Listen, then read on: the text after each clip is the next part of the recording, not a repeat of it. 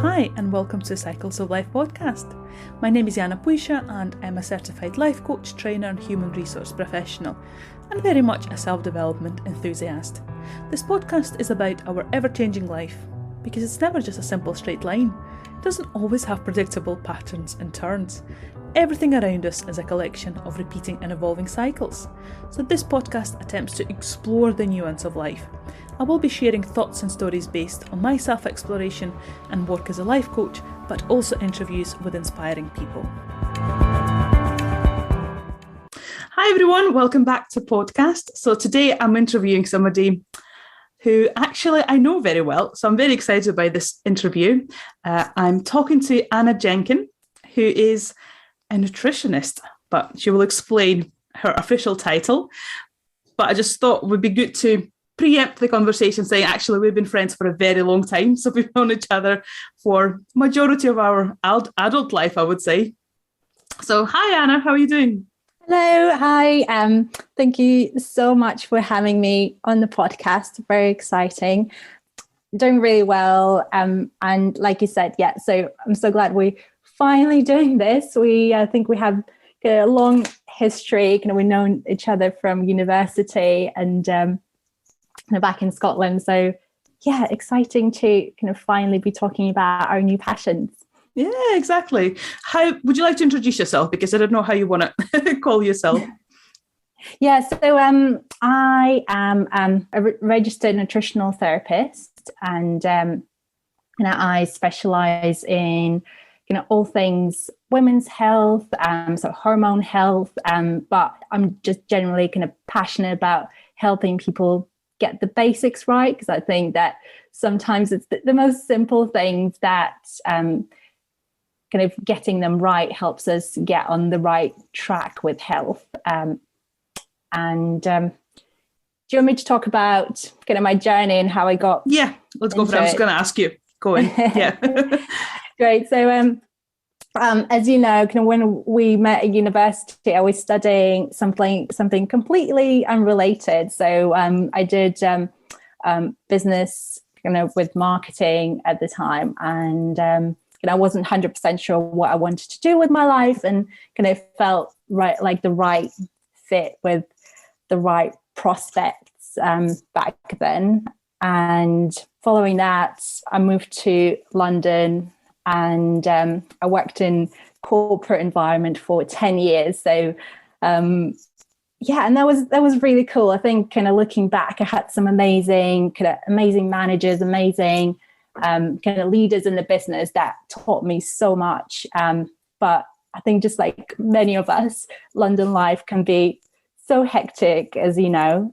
And I started noticing things that happening with my health that weren't great. And I think every nutritionist, every nutritional therapist probably has a story.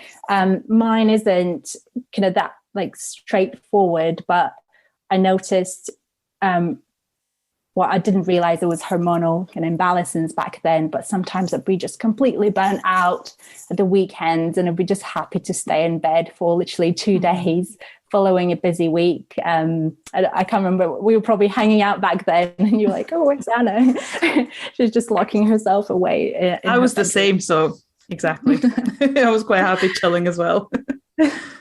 And I think I've always been into healthy lifestyle. I don't know, you probably you would have probably seen it, but I think back then, we're talking about 10, 15 years ago, there wasn't as much information out there about just being healthy and eating well for your health. And I think it was really confusing. So, I looked up a lot of information online, but it was hard to know what's right and what's wrong and what to follow. So I didn't necessarily know that what I was eating was directly related. So generally I was quite good, but then I binge on like chocolate bars. I'm still a chocoholic, but I try to do it in moderation. Or of course, like nights out when, that didn't agree with me at all. With like now on reflection, I know that. So all these things were happening, and And yeah, I felt like something isn't quite right. And I was going on for a few years, and I thought, my periods were a little bit all over the place, and I was having really painful periods. I think not everyone knows, but they would kind of affect my ability to work sometimes, or kind of have to call in sick, or just kind of silently suffer through them. And I just felt like, right, like something, you got to do something about it. But at the same time, my work was still going quite well, and I was enjoying it, but I felt like, there's just something more out there. Like something, it didn't quite kind of satisfy me 100%. So I felt like exploring something different. Fast forward kind of 10 years after graduating, I finally decided to enroll into a course with College of Naturopathic Medicine. And I heard so many good things about it, and a couple of people I knew kind of went through it. And it's a 3-year course where I studied biomedicine, kind of 2 years of nutrition. And I didn't quite know why I was doing it. I remember being really excited about getting on it. I felt like I was doing it for myself to begin with a potential kind of opportunity for it to turn into something bigger, but I just didn't really know what was going to come out of it. And I was studying part-time weekends, and that worked really well kind of with my career. So it meant that I didn't have to quit my job to do it. So again, because I didn't quite know kind of what the path was going to be. And I think, just like you say in your podcast, and kind of generally, I think life is never a straight line. You never quite know kind of what the next turn is going to, where the next chapter is going to be. So that's how I felt. It was almost like pivoting for me. It was like, right, let's see what's out there. It might work out. It might just bring me some opportunities that I'm not aware of right now. So that's what I did. And gosh, it was quite hard kind of working and studying at the same time, but I met some amazing people throughout the course, and I guess like-minded people, but also kind of taught me to introduce kind of things gradually. So it wasn't a quick fix, but I was learning so much about kind of health and hormones, and kind of introducing little changes. And kind of over the course of 3 years, my health really improved. I feel like I know it sounds so cliche, but I'm a different person now, and kind of some of the beliefs that I had back then kind of no longer exist. So for example, I think it just being kind of black and white isn't there anymore. So I don't believe in foods being bad or good for you. I think it's all about balance and trying to eat a variety of vegetables, different colors, and just having everything in moderation. And I know it sounds so simple, but I've seen kind of firsthand that getting that right really works. Not just me, but also my husband, of course, has been impacted by it. So I'm sure, like, if you were to ask him, he would agree with me. And he's kind of been my guinea pig in that sense. So yeah, and here we are kind of a few years later after, I graduated last spring, kind of finally submitted all my coursework, but I was actually heavily pregnant when I was seeing my last clients in clinic, and that was quite interesting. So now I have kind of 1-year-old girl, as you know, and it's all about trying to find balance of kind of setting up my clinic, and also going back to work and kind of doing a little bit of other things, kind of marketing, communications, part-time. So yeah, it's all about balance, but this is where I am now. No, I think it's fascinating. Obviously, I've known you the whole time, so it was really interesting to see how you slowly kind of were finding your passion in life. Because I remember, like, obviously, we lived together in university when we were a silly 20-year-olds. So I just remember how you always, that's something I really admired about you. You've always been more in tune with your body than I think the average 20-year-old. I feel like you've always been very switched on to how you felt and what were the reasons you felt that way. And like, I didn't care. I would eat or drink anything basically at that age. Whereas as you always kind of knew what are the limits, what is good for you, what isn't. And I just think just something that I always admired in you as a person. Oh, that's really nice to hear. Thank you. And actually, like when you said that you're going to go to study to become a nutritionist, it was so obvious. Like in my head, it's like, of course you are. Like it just feels so natural, like a natural next step for you. Actually, fun fact as well, I don't know if you know that you are the reason why I moved to London like 12 years ago. 12? I don't know, many years ago. Well, I never quite knew, but I remember trying to convince you, and it worked. So here we are. You're still in London. Yeah. I made a step to move out of London, so I'm still around, but enjoying a bit of countryside in Berkshire. So yeah, exactly. No, it's just interesting to see kind of the development. But yeah, I think for me, it was just so logical that you will become a nutritionist. So kind of the question that I want to start with, and something that I wouldn't say bothers me, but I really want to understand the difference. How a nutrition is different from dietitian? What are the biggest difference between the two? And kind of why would you go to a dietitian and why would you go to a nutritionist? Yeah, I think it's a great question. And I think probably a lot of people find it confusing. And I think in general terms, kind of nutritionist is an umbrella term. So literally anyone can call themselves a nutritionist, and it's not protected by law, the title. So kind of person who does a 3-month course in nutrition online can call themselves a nutritionist. And similarly, somebody who does can actually an undergraduate program in nutrition can also call themselves a nutritionist. So I think this is where the confusion really comes from.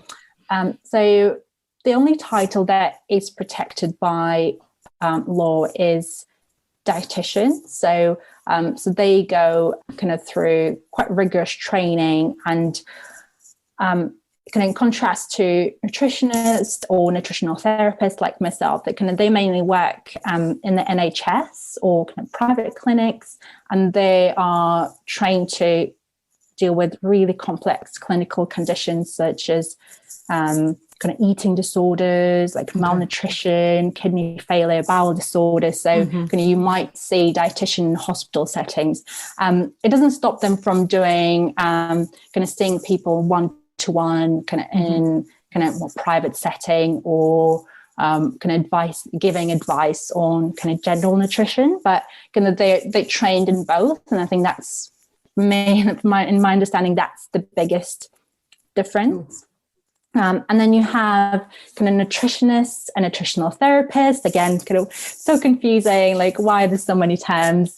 So like I said, kind of the term nutritionist is not protected by law, but some people kind of go through nutritionist training as a kind of undergraduate course. And my understanding is that kind of helps them, puts them on the path of working kind of in the context of research, kind of, or kind of working with companies, educating companies on kind of food science. So again, it doesn't stop them from working with clients one-to-one, but they are trained to also work in kind of context of research.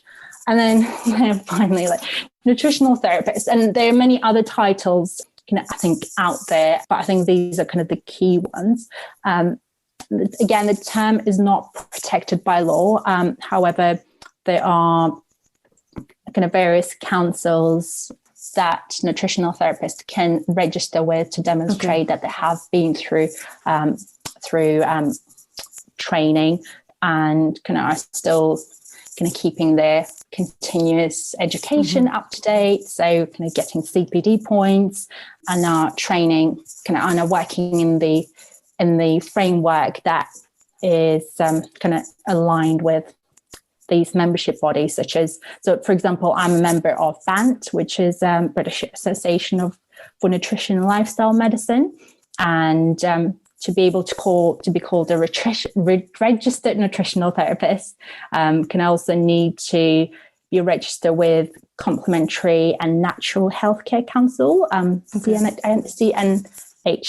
So, and nutritional therapists like myself can mainly work with people one-to-one, and we consider each individual to be unique, and we recommend personalized nutrition and lifestyle programs rather than one size fits all approach. So would never recommend nutritional therapy as a replacement for medical advice. Okay. Often work with alongside medical professionals, and whenever there are red flags or signs or symptoms, so we'll always refer back to GPs. But as nutritional therapists, we can use a wide range of tools, just testing for individual nutrient status, to pick up on any nutritional imbalances, understand how they may contribute to an individual's symptoms and health concerns. So if any of your listeners are interested in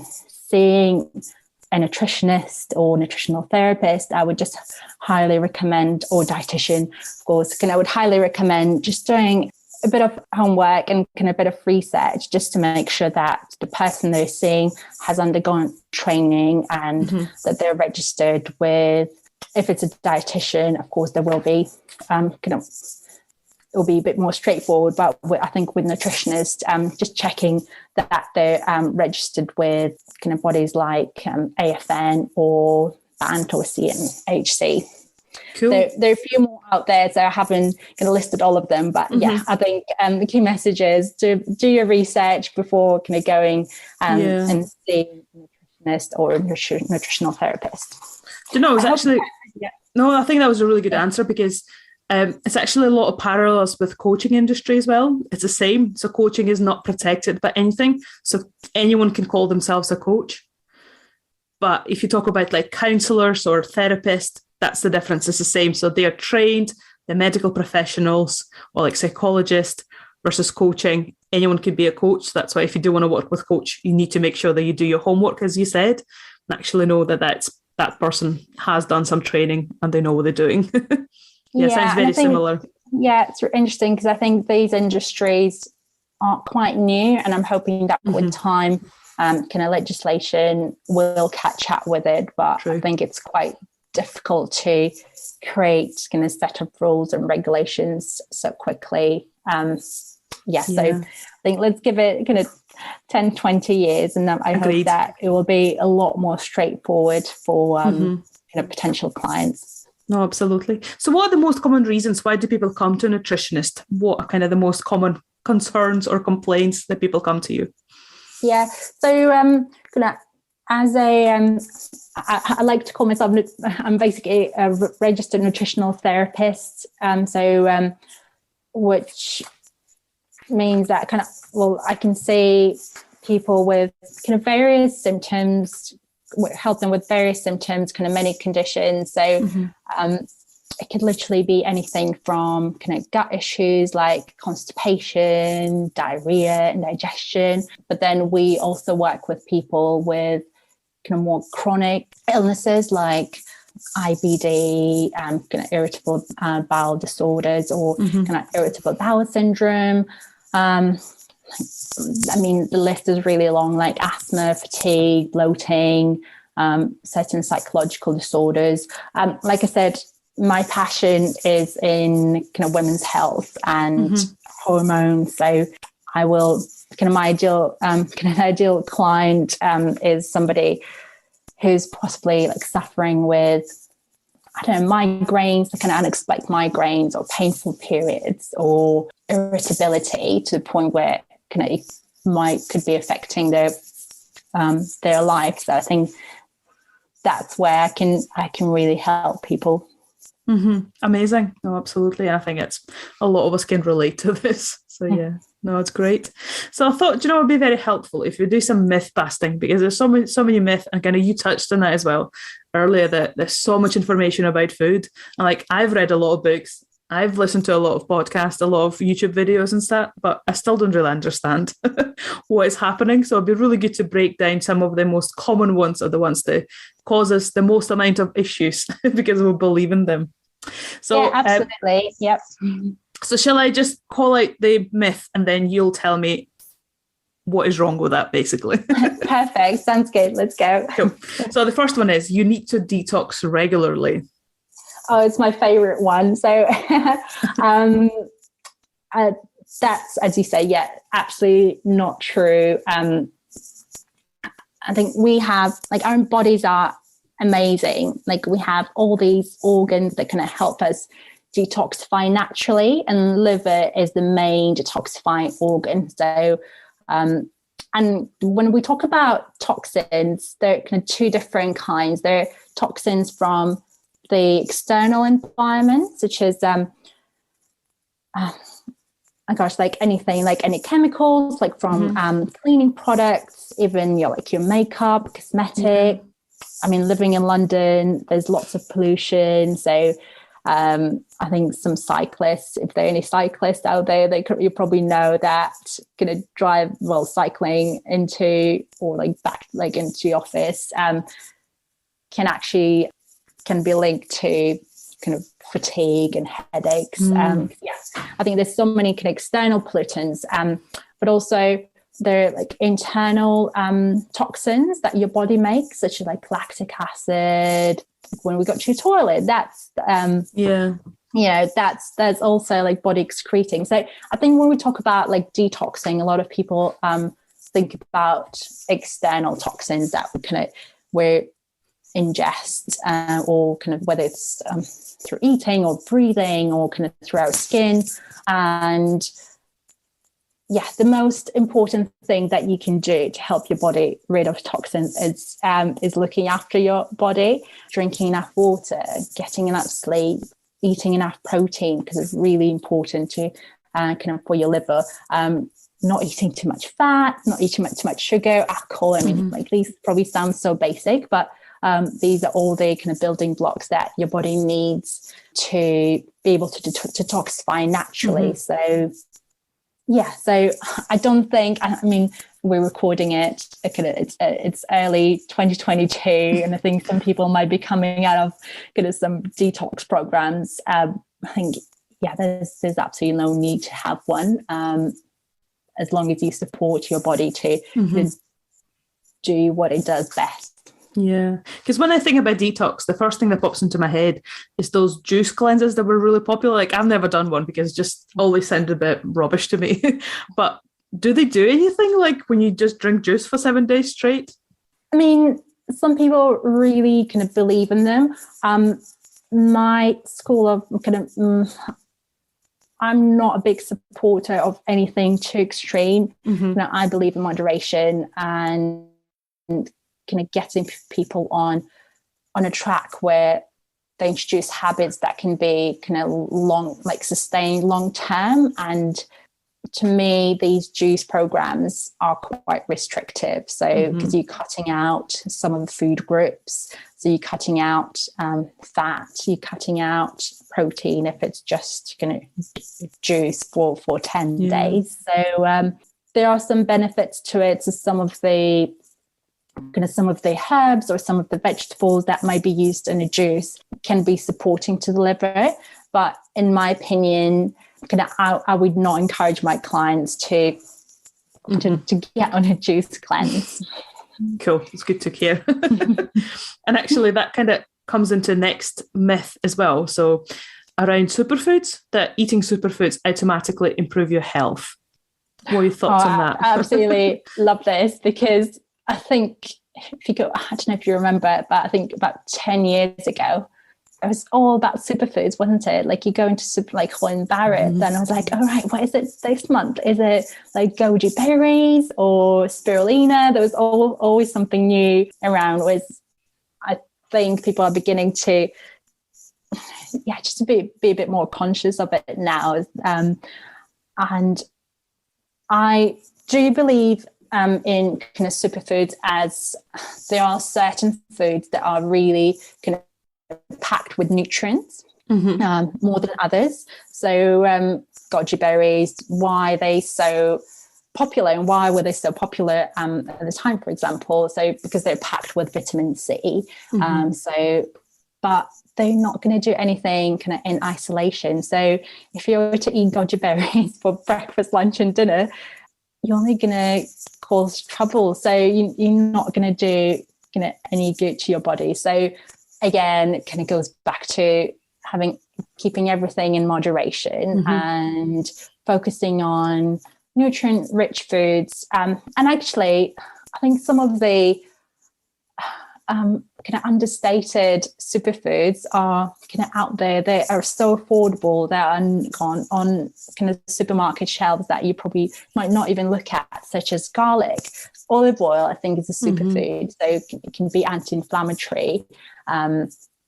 And garlic can boost your immune system, kind of fights off viruses and bacteria. So, I think it's just kind of going back to whole foods and making sure that you have everything in balance. So, no, absolutely. How do you feel about superfoods? Do you?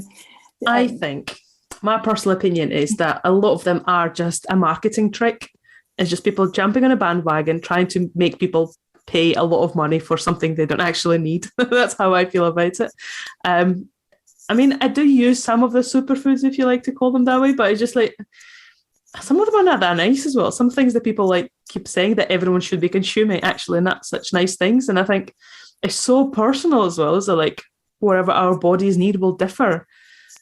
And like quinoa, for example, I don't mind quinoa, but it's not my favorite. I would not eat it all the time. Same as like broccoli and stuff. It doesn't make me feel good sometimes. So yeah, I think a lot of that is just marketing.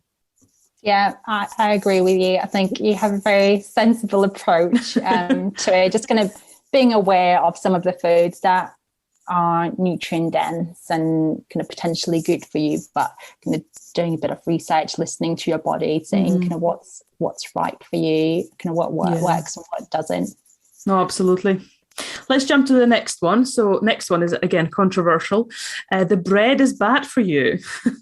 What are your thoughts on this? I think anything that's labeled good or bad, I automatically dislike the statement. So I don't think they're kind of good or bad foods out there. So there's some good things about bread. There's some bad things about, well, I don't want to say bad again. It's kind of very black and white. But I think the reason bread got such a bad rep recently, or probably again in the last 20 years, is, well, it's high in carb.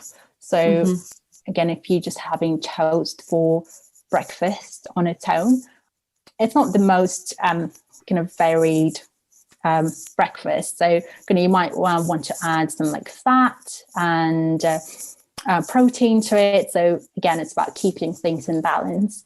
And also, there's different types of bread out there. There's white bread, there's whole grain bread, there's sourdough bread, there's so many different options. And I think it's the white bread, again, that kind of gets the bad reputation because often, it's not really kind of high in nutrients. So, and I think that's where if you consume it regularly, kind of day after day, that can cause some kind of health issues. But I wouldn't be scared of it necessarily. So, and it's not necessarily like something I would recommend my clients to have every day, but like, again, everything in moderation, like a slice of good quality, kind of whole grain bread is absolutely fine. I mean, again, kind of trying to balance it, like I said, with adding some maybe avocado and some seed, like pumpkin seed, sunflower seed, linseed, would kind of make it a little bit more friendly to your blood sugar balance and kind of won't spike your blood sugar levels instantly. So again, it's a myth, but I can see kind of where the misconceptions kind of might have come from. Mm-hmm. Well, I think it's connected actually to one of the other big myth as well. It's around gluten, because I feel like gluten-free is so popular right now, and some people kind of avoid to go gluten-free. What are your thoughts on that? Because personal opinion, gluten-free stuff sometimes is disgusting. I'm sorry. How do you feel about it? Yeah, and I think just for some reason, again, gluten-free food just become so popular in the last 10 years. And every other person, if you live in London, I think has probably been through like a gluten-free phase where kind of they felt like, all right, I'm going gluten-free this week just because it's, I've heard it's healthy. But then if you look at the ingredient list on some of these gluten-free products that are on the supermarket shelf, you see kind of lots of fillers, lots of starches. So it's not really kind of the best alternative to whole grain bread. So unless you have celiac disease or can have gluten intolerance, there is no need to avoid gluten. And and like cutting it out won't make you lose weight, because I think that's one of the misconceptions that gluten linked to weight. So it's something that I would explore in clinic. So I would never recommend gluten-free diet straight away, but some people might have sensitivity to it, or I think people with celiac disease would know it because it's life debilitating. Of course. But I think gluten intolerance is something I might explore, but it doesn't mean that we should all be avoiding gluten. And to be fair, I think it would be a very miserable life. And I think it's quite difficult to achieve without feeling miserable. Yeah, I just think like it will, kind of leads to quite a dramatic life change if you do want to go gluten-free. But it's nice to know that, because I feel like and there's still some people who still will tell you that everyone should be gluten-free, but it's all just based on their personal experience. So it's good to hear that not everyone has to do that. Yeah, and I think there's some great gluten-free grains out there that, again, I think it's nice to have variety. Things like, buckwheat, for example, is naturally gluten-free. So rather than having pasta every night for dinner, like why not mix it up and have buckwheat now and again? So oats, again, the way that they're manufactured, they're naturally gluten-free, but in the manufacturing process, gluten can be added to it, if you will. So yeah, again, gluten-free oats can be a nice alternative to wheat bread if you're having that every day. So I think it's nice to mix it up, but it doesn't mean that we should all be avoiding gluten. No, great to hear. Next one, which I thought is quite interesting one, because you sent me the list of some of these. So we should all drink more water. What do you think about that? I have opinions too. Yeah, I mean, it all depends where you start from. If you're already drinking, 1.6 2 liters a day, it doesn't mean that you should be drinking more, because it can mess up your minerals and electrolytes in your body. So it's all very personal. So I think again, depends on the season, right? So if it's winter and it's quite cool in your house, so you're not sweating as much, so if you're not exercising, if you're a bit more sedentary, you might not need as much water as somebody who is running a marathon and in a hot country, who's sweating and losing a lot of water through that. So I think it really depends. So again, I think listening to your body is so important. So if you're drinking 1.5 liters, so you might want to add a couple more glasses and see how you feel. And I think the body will often tell you. So can you some of the signs you might you might want to look at is, I'm sorry, I'm going to talk about some things that might not be very pleasant to some people, but I think as a nutritional therapist, I've become a bit immune to it. So color of your pee. So you're looking for a straw, like yellow, kind of straw-like color. So if it's really dark, then you might want to add a couple of glasses. Again, we're not talking about the color of the pee first thing in the morning, but you want to look at it throughout the day. So yeah, and again, it's very personal. I think as a general guide, 1.6 to 2 liters sounds ideal, but then we're all different. And I think my biggest issue with this advice is when people say that it just has to be pure water as well. So everyone has to drink 2 liters of water every day. And then when you ask about like teas, herbal teas, juices, what if I eat soup all day? People kind of discount that is not liquid. What would you answer to that? Yeah, you're absolutely right. So I think like herbal teas, non-caffeinated teas count in your water intake. So things like soup, so kind of having more kind of liquid in your diet increases that water content in your body as well. Something that kind of thing I would still recommend having pure water or herbal teas, kind of non-caffeinated herbal teas, just because it kind of helps nutrient absorption. So if you're eating soup all day, I would also encourage you to have water in addition to that. Okay, it's good. But you're absolutely right. Kind of it's again, kind of it's all about balance, kind of assessing your daily intake of kind of more liquid foods. Yeah, I just think it's quite dangerous advice saying that everyone has to drink 2 liters of water every day, even though like disregarding what else you do on the side of that. And as you said, if I don't leave home the whole day, I just sit on my bum the entire day, like it will be too much water for me.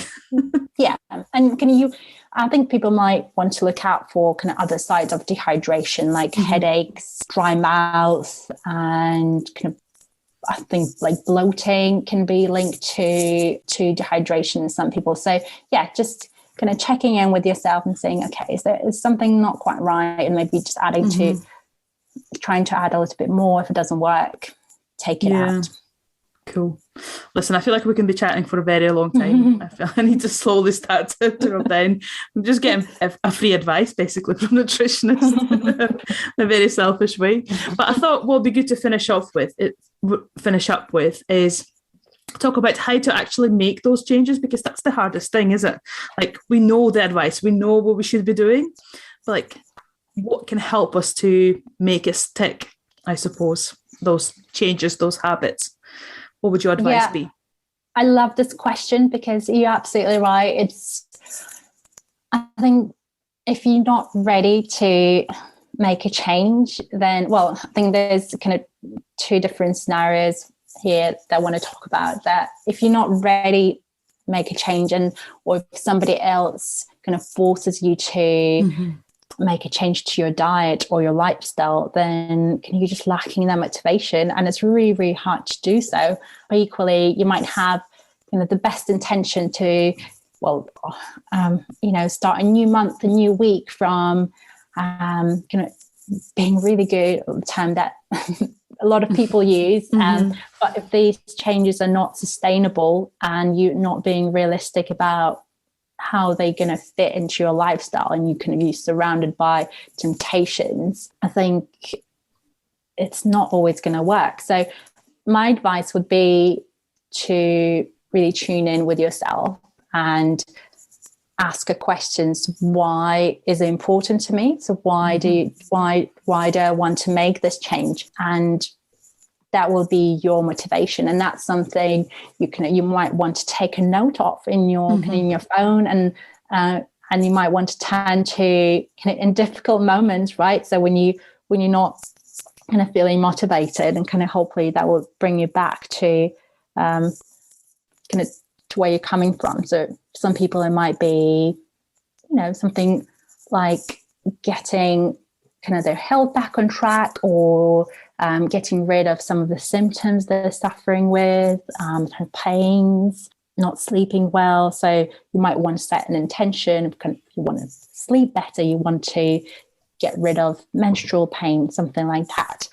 And I think it's the internal drive that's most powerful, as opposed to some of the kind of social pressures of, you want to look good and to kind of fit into society, for example, which is probably not the best kind of way to start your journey, because I think it needs to be internal. And there's nothing wrong with aesthetic goals. And if you want to kind of look a certain way, that's absolutely fine. So, but I think it needs to be true to you. Agreed. And I think what is the biggest point here as well, it's just kind of like my life coaching side of things kicks in here. I think if it's external motivation, if you're doing something because you feel like you have to, that normally comes from fear, because you feel like you're not good enough. And that fear, it can drive you a bit forward, but it will crash at some point, because it comes from pain. It comes from a very negative place, versus if you come from internal stuff. I know I want to make the change because I want to feel better. It's much more positive. And I feel like it helps you to sustain it longer, I suppose, in a way. Yeah, that's so interesting. And I think actually somebody who might be like struggling with making the change, kind of working with a person like you, a life coach who can help people to kind of understand what these drivers and fears are, is really important, because you might have the best advice. And I mean, I've been trained to kind of help people implement these changes to a certain extent, but I think sometimes it requires a little bit like an extra helping hand. And I think that's when people like you really come in. Yeah, well, I think that's why it's very worth spending your money on a specialist, really, someone who can help you, same as when you're talking about a nutritionist, knowing those little things that actually make quite a big difference in the end, and really helping to adjust what is that specific person needs, and what would maybe sometimes the smallest change, but for that specific person will make the biggest change overall, and they will be much more motivated, I think, to go forward and change more about their life. Yeah, I agree. And I think one more thing I wanted to mention that I think is really important is support, not just support of the coach, but also, your family or your friends or kind of people you can chat to about you implementing these changes, because it's all good when you kind of sat alone at a desk or kind of your safe space and you make a plan and feel like, right, I'm going to do this. But then if you're having some like negative forces coming from your family, it's really, really hard to persevere. And also having somebody who kind of constantly educates you and supports you, like, again, a coach, a nutritionist, is so important, I think, so that you can understand why you're doing this change. So it's not just about not eating sugar or kind of adding things in. So you can understand, if you can understand how the body works and kind of what's actually happening on biochemical level, I think that really empowers people to make this change. Because in the moment of weakness, you'll go back to that knowledge, and that will hopefully help you make the right choice. Yeah, I love that. No, absolutely. So how do you currently work with people on one-on-one basis? So if anyone would like to get in touch with you, what are the best ways, and how do you provide support? Yes, absolutely. So I currently work with people online, so one-to-one session. And so if anyone's interested, you're more than welcome to have a 15-minute chat with me, which is free. So there's no obligation. So we can chat about your symptoms, and I can explain how I work, and you can then make a decision whether it's right for you. So yeah, I'm based in Berkshire, but at the moment only seeing people online. Cool. And what are the best ways to get in touch with you? You can find me on Instagram. My handle is annajenkin.nutrition. And yeah, I hope you can add it in your I will do. the show notes. Yeah, it'd be great. Thanks. Oh, absolutely. Well, thank you so much. And I know we're friends, so it's very hard to stop talking. But yeah, absolutely. So much. Yeah. Well, thank you so much for sharing your knowledge, because I know it's invaluable, and I basically just got a free consultation here. Anytime. Love chatting to you, as always. And thank you so much for inviting me to be on your show. No, absolutely. Thank you. Thank you so much for listening. It would mean a world to me if you rate this podcast. If you're using an Apple Podcast app, all you need to do is just scroll down a bit and hit those 5 stars. Don't forget to subscribe, that way you will not miss any future episodes. And if you would like to work with me as a life coach, you can find all information on my website, and you can get in touch with me through my Instagram or email. All will be linked in the show notes.